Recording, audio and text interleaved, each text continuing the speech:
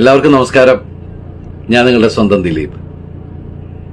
ഞാനിപ്പോൾ ഇതിലൂടെ വന്നിരിക്കുന്നത് എൻ്റെ പ്രിയപ്പെട്ടവരുമായിട്ട് സംസാരിക്കാനാണ്. എനിക്ക്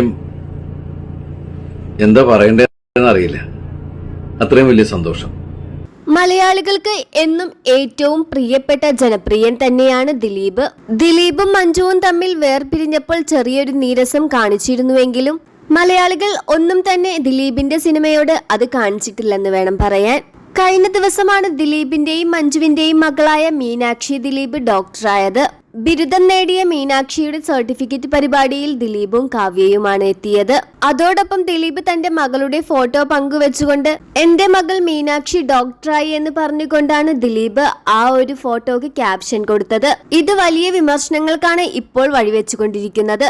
നിരവധി പേരാണ് അത് നിങ്ങളുടെ മാത്രം മകളല്ല, മഞ്ജുവിന്റെയും മകളാണ് എന്ന് പറഞ്ഞുകൊണ്ടെത്തുന്നത്.